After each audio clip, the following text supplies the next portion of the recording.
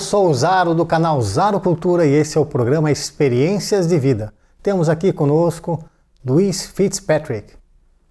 Luiz é nascido em Santiago do Chile, filho de espanhóis, e hoje reside aqui no Brasil e está aqui para contar um pouco de sua experiência de vida e de seu conhecimento sobre as gaitas de fole, conhecida como bagpipes, e esse mundo fascinante da cultura celta. Ele é formado em Medicina na Universidade Federal do Paraná, estudou Uilleann Pipes, que é a gaita irlandesa, na Pillsbury Uilleann, em Dublin, na Irlanda, estudou canto lírico na PUC do Chile e participante de vários festivais e workshops em William Glasson Summer School e Clare, Irlanda, Sligo Fla, Innistrad Fest e Armagh. Para iniciar a entrevista, eu queria que você explicasse um pouco de onde vem o Fitzpatrick. Fitzpatrick é meu sobrenome materno. Minha avó era galega, da província de Pontevedra, da Galícia, Espanha. E conheceu meu avô, que era um irlandês, que estava trabalhando para uma empresa inglesa, digo, nos finais do século XIX, início do século XX. Estava trabalhando para uma empresa inglesa de ferrocarris. Então, ele que era Fitzpatrick. Minha avó era Carvalho, que Carvalho também é um nome celta. E Pontevedra é chamada também a Pequena Irlanda, porque tem uma influência irlandesa muito grande lá na Galícia, que é um território celta também, dentro da Espanha, noroeste da Espanha. Poderia falar um pouco sobre a roupa que você está vestida hoje? Eles chamam de kilt, né? Claro, e essa vestimenta é uma vestimenta, digamos assim, o kilt, basicamente, é uma vestimenta que caracteriza a cultura gaélica. Quer dizer, foi a origem do kilt é as terras altas da Escócia, sem dúvida nenhuma. Inicialmente era chamado de Great Kilt. A palavra kilt é uma palavra que não é gaélica, ela é normanda, ela é viking. É a palavra viking. Então, esse kilt que eu tô vestindo chama-se small kilt, ou pequeno kilt. Por quê?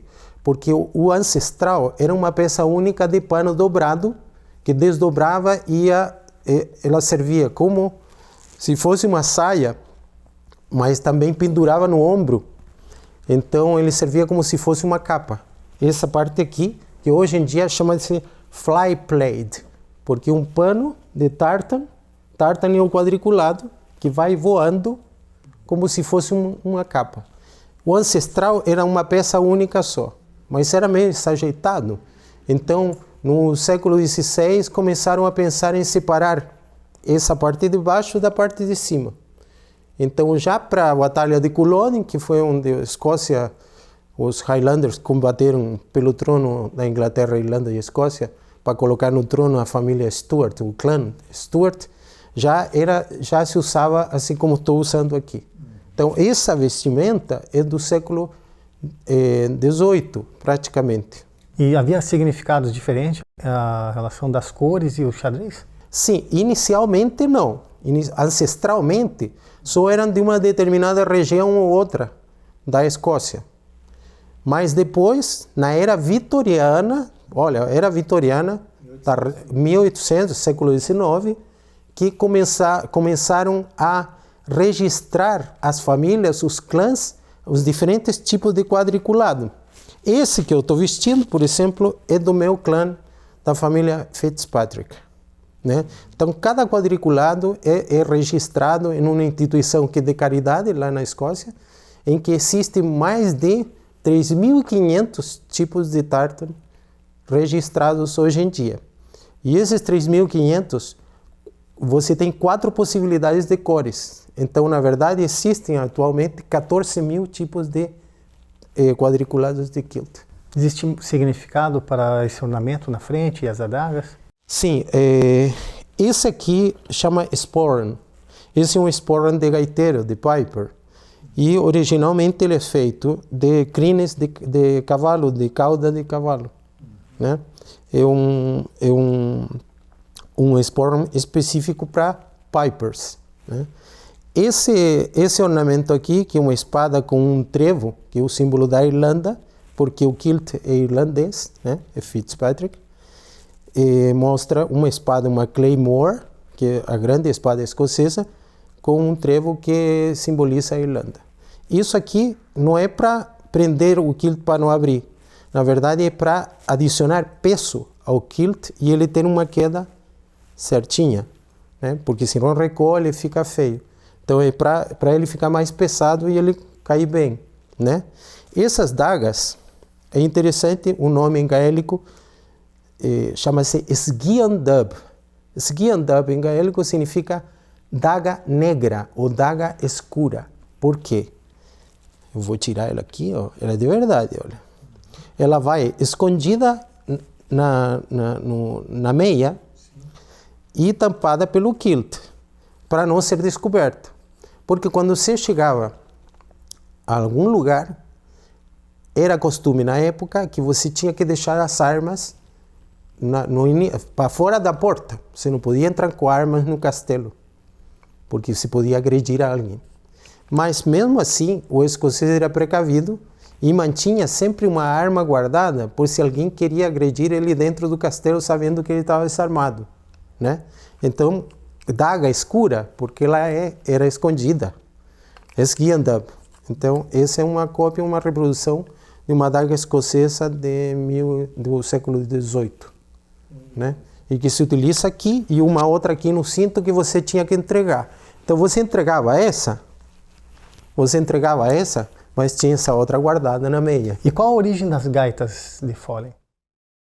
As gaitas de fole têm uma origem milenar. Tem uma origem que remonta a, eu diria, 6.000 anos atrás. Algo assim como 4.000 anos antes de Cristo. Na Mesopotâmia, né, as tribos caldeias e também algumas tribos também sumérias, se sabe pela iconografia e também pelos achados arqueológicos que as protogaitas já existiam e eram muito tocadas dentro dessas civilizações. Então temos, por exemplo, que muito antigo se sabe de esculturas de pedra mostrando músicos tocando o que se chamaria na Grécia o aulos, que é um clarinete duplo, ou digamos um oboé duplo, né? Que são dois tubos de cana, né? Taquara mesmo, com buracos. Sim. No Oriente Médio eles chamam de mijwes. Isso, juntos e com palheta. Então isto remonta a 6.000 anos atrás. Os fenícios também haviam algo parecido. Os fenícios também. Agora, interessante, a civilização egípcia, existe um instrumento que até agora se toca no Egito que se chama argul.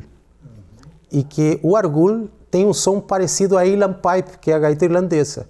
Porque tem um drone, que é um bordão, que é um dos canos sem buraco, e um outro que é esburacado como uma flauta que faz a melodia. E este argul foi encontrado na tumba de um faraó da quinta dinastia. Isso situa esse instrumento argul a 2.700 anos antes de Cristo. E digo, as pessoas podem se perguntar, mas o que tem a ver isso com uma gaita de fole? Na verdade, as protogaitas usavam o próprio corpo humano como instrumento. Então o fole eram as bochechas, né? Então o segredo dessas protogaitas até hoje em dia no Oriente Médio e em toda a Península Ibérica, inclusive em toda a Europa, onde se tocam esse tipo de protogaitas que vem do aulos, os intérpretes têm o segredo da respiração circular. O que é a respiração circular? Nada mais é de que você produzir um fluxo contínuo de ar através da respiração nasal e soltar pela boca, utilizando as bochechas como se fosse um fole da gaita. E quem são os descendentes celtas e em que regiões eles vivem hoje? Saro, olha só, essa é uma questão extremamente interessante. Por quê? Porque não pode se falar hoje em dia, segundo as investigações arqueológicas e antropológicas, de um povo celta. O que significa isto? Ser celta implica uma identidade cultural e multicultural, né? Explico. O celta é mais uma questão linguística, porque dentro do universo celta, que é extremamente complexo, existiam muitos povos. O que esses povos tinham em comum? A língua. Então, a cultura celta, as culturas celtas, por falar assim, têm uma coisa em comum. Por que nós podemos chamar que esses indivíduos eram celtas? Porque compartilham línguas celtas, línguas, não uma só, várias línguas celtas que tinham uma origem comum, muitas vezes. Então, é uma ideia linguística, o celta. A palavra celta não é romana, não é da Roma, não vem da Roma, não é latina, e não é anglo-saxônica, e não é grega, né? A palavra celta é uma palavra indígena, da qual já Júlio César, na época da conquista da Gália, já falava que os próprios habitantes da Gália se chamavam de Celts, de celtas. Então era uma palavra que eles usavam talvez para um determinado grupo, ou uma determinada tribo, né? Também existe o exemplo de, no ano 390 a.C., os celtas da região cisalpina avançaram e tomaram Roma. E saquearam o oráculo de Delfos, na Grécia. E os gregos chamaram estes combatentes, que eram absolutamente fora do comum, porque combatiam praticamente nus, com um torque que conferia proteção contra qualquer coisa, segundo eles, chamaram de Keltoi. E essa palavra Keltoi, ela aparece em várias protolínguas celtas antigas. Essa palavra Keltoi com K, que os gregos chamavam os celtas de Keltoi. E na Bíblia, né, existem várias citações da Bíblia da guerra dos celtas, contra os gálatas, contra os gregos e contra os diferentes povos do Oriente Médio, né? Então eles chegaram lá, invadiram Roma e continuaram mais para lá no Mediterrâneo. E dessa identidade celta hoje, em que partes do mundo ainda sobrevive e podemos citar como celtas? Existem basicamente sete nações celtas, que hoje em dia são consideradas, né? Que são nações que, de alguma maneira, tinham ou têm uma língua celta. Você vê que está tudo ligado à língua. Por quê? Porque a língua é o principal veículo da transmissão de cultura, por via oral, porque nesse tempo a transmissão da cultura não era escrita. A cultura celta não se caracterizava por escrever nada. Era mais objetos de arte e tradição oral, né? Então, que compartem línguas celtas. Começando, Escócia, que tem o gaélico escocês, a Irlanda, que tem o gaélico irlandês, a Bretanha, que tem o bretão, né, que é uma língua celta, né, a Ilha de Man, que perdeu a sua língua celta faz uns 2 séculos atrás, Cornualha, que é o sul da Inglaterra, Cornwall, que também tinha o cornualês, que era também a língua celta, que foi perdida quase também há 2 séculos atrás, e o país de Gales, Wales, que conserva muito forte sua tradição celta e sua língua celta, né? Muitos falam, mas e a Galícia? E a Astúrias? Nordeste da Espanha e norte da Espanha, Astúrias.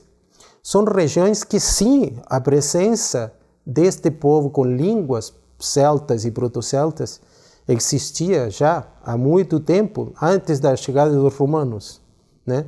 Mas a língua que se falava, as línguas celtíberas ou hispano-celtas, foram perdidas, provavelmente, e não se tem muito registro porque eles não escreviam.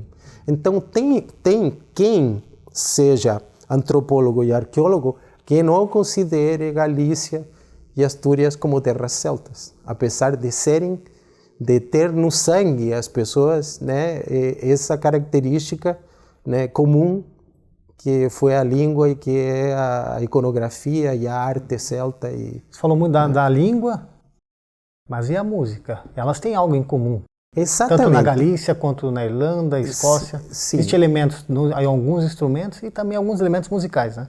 Queria que você mostrasse um pouco das gaitas, algumas variedades que existem no mundo das gaitas e explicasse um pouquinho do mecanismo delas. Existe, sim, muitos elementos em comum na música dos países com influência desta cultura multifactorial, que é chamada de cultura celta.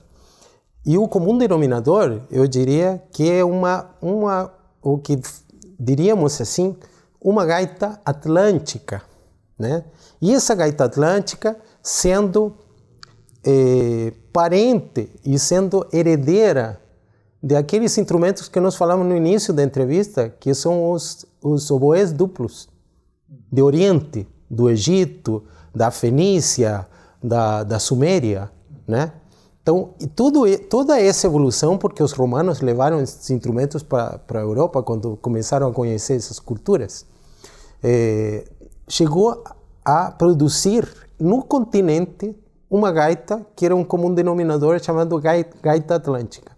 E esta gaita atlântica, a mais parecida hoje em dia é a gaita galega, que era uma gaita simples, que tinha um fole, que é esse reservatório de ar aqui, né?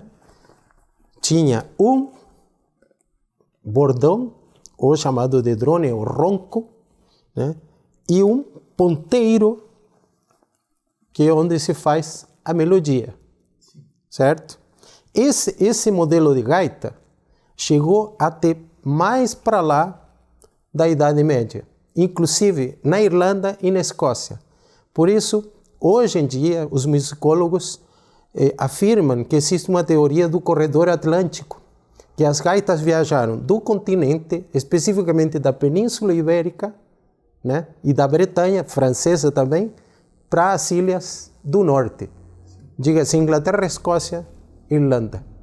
Porque inicialmente as gaitas primitivas, estamos falando aí do século III, do século II, tinham esse formato. E a gente sabe pela iconografia. E o funcionamento dessas gaitas? O funcionamento da gaita, a ideia de gaita é uma ideia universal, né? Que tem sido reinventada, tem desaparecido, tem sido reinventada muitas vezes. Então, basicamente é um tubo, né? Que é com buracos, que tem uma palheta, né? Que tem uma palheta que é o ressonador, digamos, a palheta de cana dupla, que seria a laringe do instrumento. É o que faz o som. A alma e a laringe do instrumento é a palheta da gaita. Qual palheta? Eu vou tirar aqui um pouquinho para vocês verem. Essa peça aqui, que é de cana dupla, é o que faz a gaita soar. Depois disso temos um fole, que vai o reservatório de ar, e os tubos que fazem um baixo contínuo.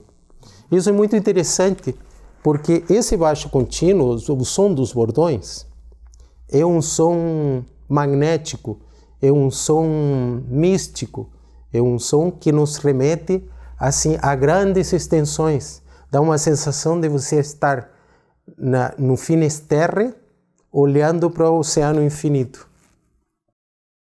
Isso vem ancestralmente desde os tempos paleolíticos, porque se sabe que a concepção do universo do homem era em relação a mantras. Isso aqui parece um mantra.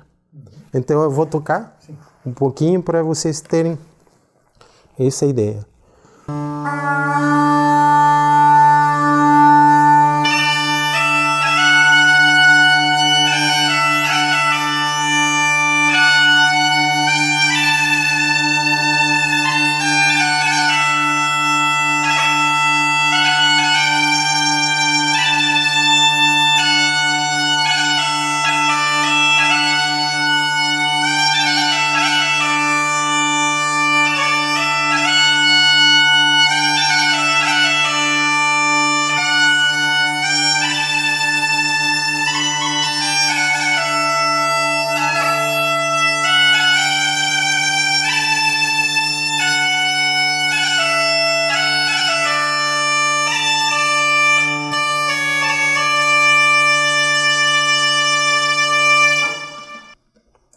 Muito bonito o som. E eu poderia mostrar agora a diferença de uma outra gaita para as pessoas compararem? Sim, essa é uma gaita galega nova, digamos assim. Ela pega a tradição das antigas gaitas medievais e aquela ancestral que eu falei antes, do corredor atlântico. Mas depois ela foi evoluindo, foi se modificando, foi adquirindo recursos e tal, e chegou a essa que é a gaita galega moderna, ou chamada de neogaita. E poderia agora nos mostrar a gaita irlandesa, a Uilleann Pipe, e mostrar um pouco do mecanismo dela e tocar alguma música para nós? Sim, com certeza. Bom, essa gaita é a chamada Uilleann Pipe, que, digamos assim, a tradução literal seria gaita do cotovelo, né? Por quê?